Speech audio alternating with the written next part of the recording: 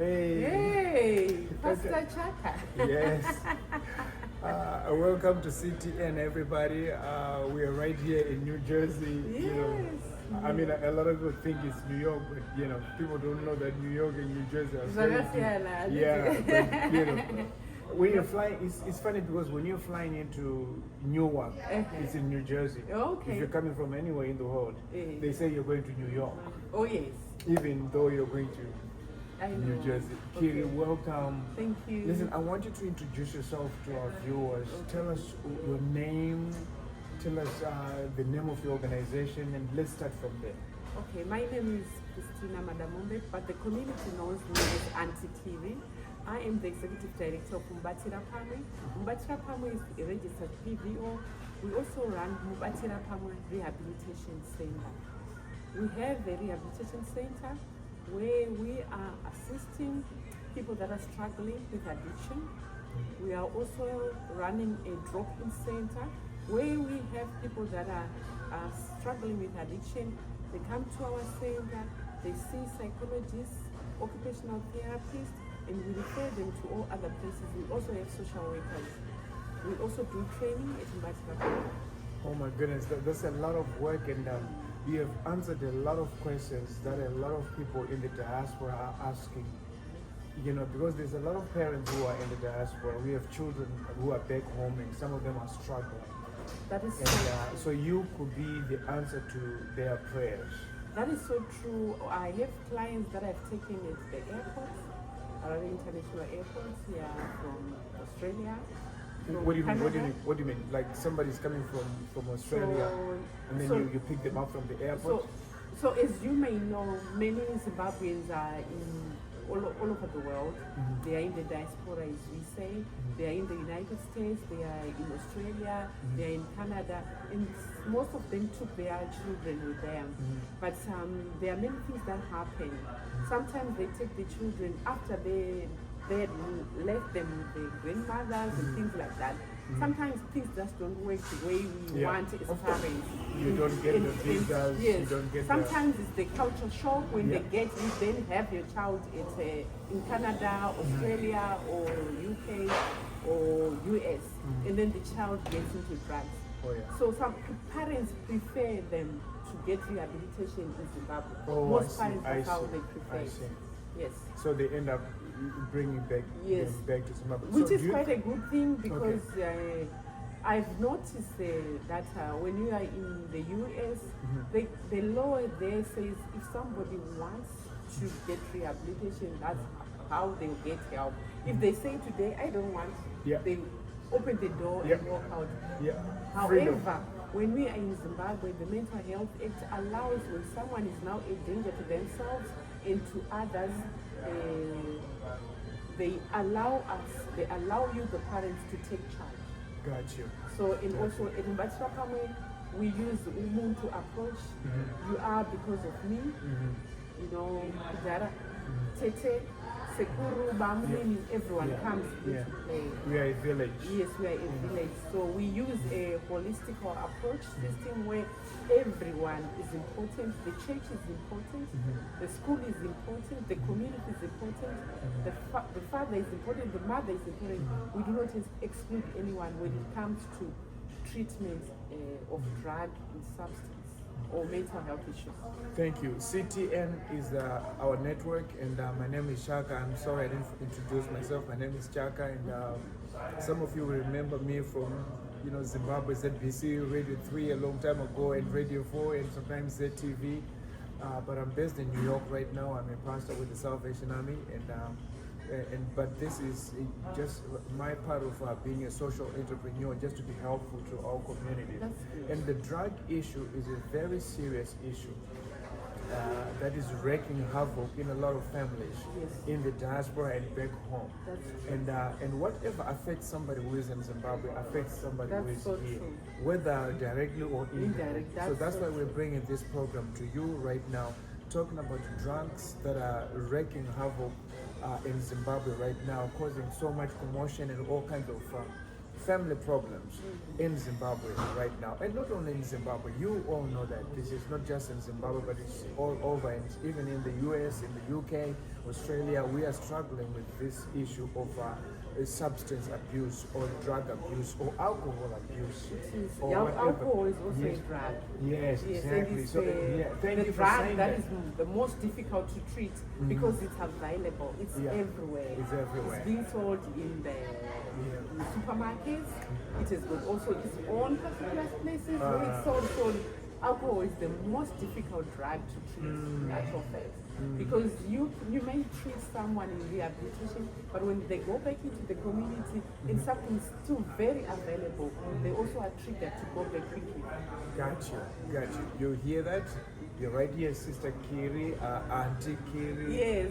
She's here. Mubatirapamwe is the program, and you are available on Facebook. We are available on Facebook. Our page is Mubatirapamwe. Mubatirapamwe Facebook. Yes, and our number is 0772 379751. Can you repeat that again? 0772 379751. If I WhatsApp you and you're not available, just leave a message. Yes. Just leave a voice note. And even my own personal number, usually I allow people to talk to Because Tete.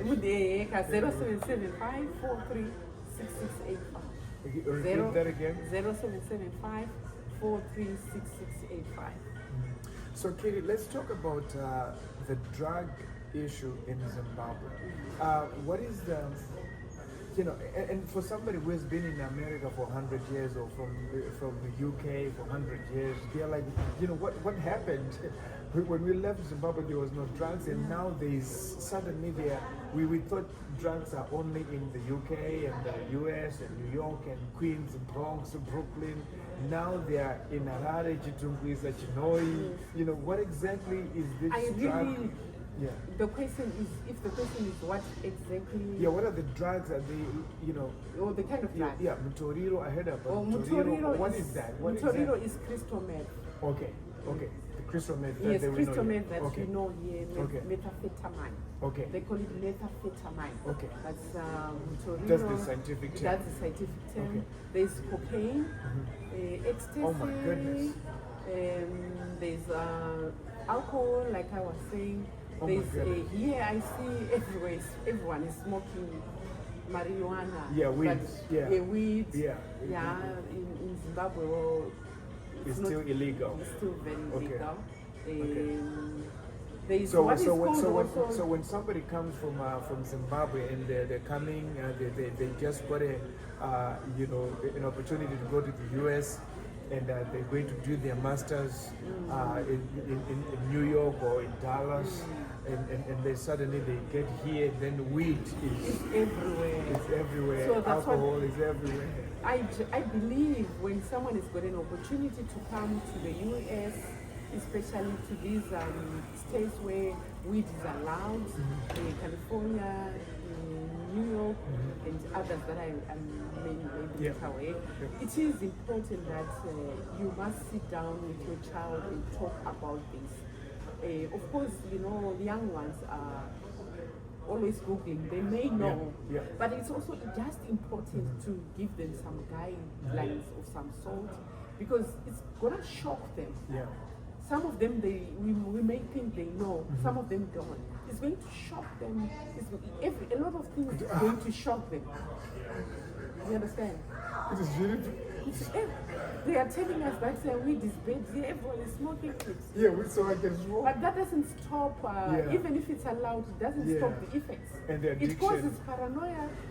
Because a lot of things. But Kiri, I want to catch what you just said. You were saying to the parents, whether you are in Zimbabwe or you are in Australia, UK, or America, wherever you are, if somebody has gotten a visa to come to the diaspora, to come to New York, to Dallas, whatever it is, sit them down and tell them the consequences of their actions when they get there. Thank you very Because much. when they come into these cities, things are free, culture shock, and then everything is available. You've got friends, and the weed is all over the place, and before you know it, Exactly. And this, so please sit your children, down. so young people, down before they come here. and also besides that, there is this aspect where parents think every child is suitable to go overseas. This aspect, I want to talk more about children are different. There are some children that are so much introverted that they need the support and protection of their parents. Then there are these children that are extroverts that can go out there and make it without the support of their parents. My goodness. So the introverts, so the introverts normally suffer. They are now out there on their own. So vanoita kuvanochka vatya manje, then they need to vanoda relevance. Kune vamwe vari kujabula jabula vari kufara iye akanyarara hadi zvekutaura hadi macrowds. Then they start doing those things so that they get socialized even though So I like what you say, but Tete is saying she's just giving an example of introverts. She's not saying all introverts are not. No. We just say good enough. And there are also extroverts also who need parent support. So that's what she's saying. That there's some before you allow before you allow your young person to leave your country, make sure they know who they are, they remember who they are. Otherwise, they will come here and then they don't get the support that they need, and before you know it, exactly. So what I'm probably saying is, it's not every child that must come and study their first degree they must go in Europe.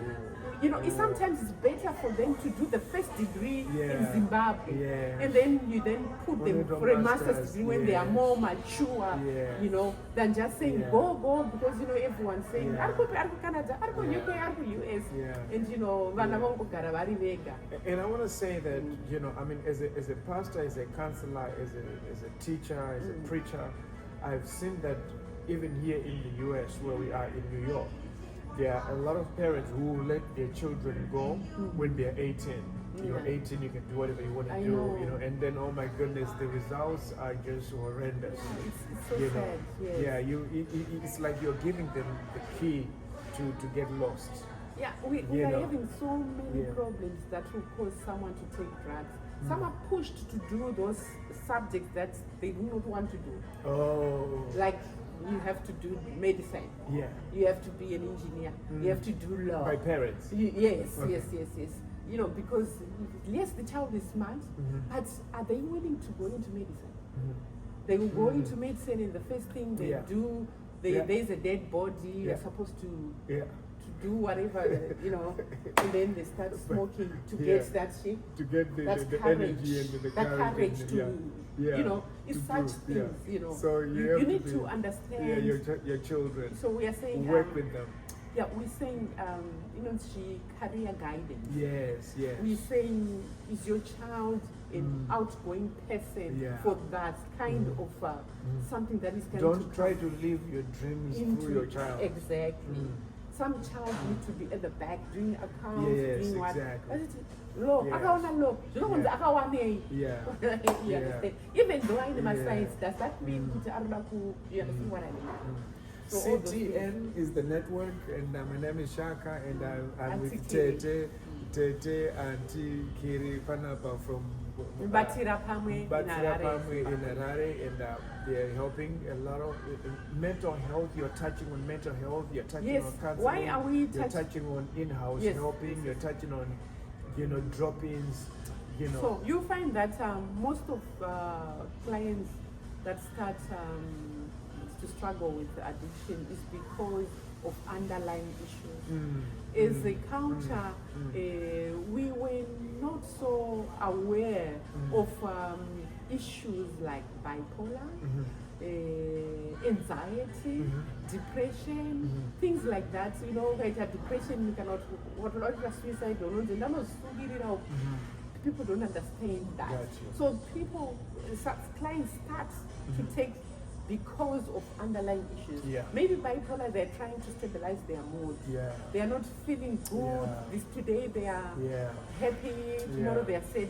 So if they take something to stabilize, that's how they started. So we do not treat alcohol outside underlying mental issues. It's always connected. Yeah. Maybe it's the mental issues that started. Yes. Even if they didn't start, the addiction also will cause mental issues. Yeah. Oh my goodness. Underlying issues. You know, you're not treating the alcohol without getting to the root of whatever is happening. Underlying issues, they need to be looked at as well. What happened?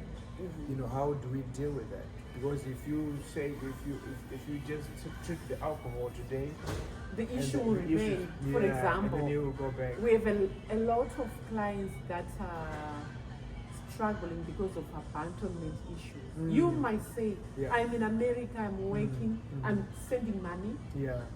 Everything's private through A1, but the child feels abandoned. Yes. And so do you have any young people who would share with you this? Oh, I was abandoned by my parents. Yes. They're in UK, in the US, and I feel abandoned. Yes, they send me money, and that's the money that I buy the drugs. Yes, of course, Because my issue is abandonment. Yeah, they may not even be aware their issue is abandonment, but the psychologist will work with them and tell that this is an issue of abandonment. Yeah. We are saying you didn't abandon them, you left them with the grandmother and so forth, but they feel abandoned. Yeah. So Tete, you're saying to a parent who is in New Jersey right now, in New York, and they've got a child who may be struggling right now. You're saying, no, listen. You went to the US for greener pastures. You're trying to look after your family. But these are issues that come out of this. So let's find a way to help our young people. Exactly. Yes. There are a lot of things. Yeah, Sometimes you're not blaming anyone. No, we are not. Sometimes it's compensation. Yes. Parents do compensate. They are not there, so they give more money. Yes. And then there's excess money for people to buy the drugs. And then so in a way, you become an enabler to this situation. You don't realize that that's what you're doing. You think you're helping a situation, and you're trying, you're working hard, and you're saying, you know what, my child should live a better life, should go to a better school than I did. Exactly. And then before you know it, you find yourself in this situation. Tete, you are amazing, and thank you so much. God bless you for what you're doing. But listen to this. I wanted to ask you this. Where are these drugs coming from? You know what? Yeah. The drugs are coming from everywhere. I really don't know where. I'm sure you wouldn't. I really don't know. We want the police to come and say. I really don't know. But from what you hear. From what we hear is the borders. Oh my goodness. It's everywhere. They're coming from everywhere. South Africa, Zambia, bronchia. We also have a problem with bronchia. We have a problem with pethidine. Pethidine, that drug that is used in hospitals for pain. It's also abused. Wow. So drugs are cut. So pethidine will be available, but I really don't know where these drugs are coming from. But they are everywhere. I pray. I pray that we find a solution to this. Because obviously, whenever you have drugs, even in the US, there are drug cartels. Exactly. There are people who have got a lot of money and who don't care about people. They don't care about the ordinary people. They care about making themselves rich. They are make rich themselves people, money. They buy big cars, huge cars. And the one who sell the drug to our children is number 10 or 20. So by the time you arrest number 19, when are you going to get to 20? And by the time you get to 15 to 10, you don't know. You don't even, and before you know it, there are bigger people that you can't even touch. So I pray for Zimbabwe and keep doing what you're doing. Thank you, Pastor. Listen. I know Savannah. Yes. Your sister, and I know Itai. Yes. Your sister. People didn't even know that there was a Kiri behind. Oh. These two, I always told me, If you were not my pastor, I was going to say. You know, but absolutely. And you are in the Salvation Army. You are fighting a good war. Yes. Yeah, you listen. While you know, William Booth has this saying, while the women weep, I'll fight. You know, while there are people who are in jail, I'll fight. While there are people who are going in and out of prisons, I'll fight. Whilst there's somebody who is drunken, who is abusing drugs and all that stuff, I'll fight. I'll fight to the very end. That is why you was able to take all those that were being chased away by others. He was able to take them and in the church, go around preaching. So this is where I also take it. Yeah, I'll fight. I'll fight to the very end. Kiri, God bless you so much. Thank you so much. Thank you. And we want to say thank you to our the sound guy. His name is Alex. Thank you, brother. God bless you so much. God bless you too. All right. Yeah, thank you. Bye.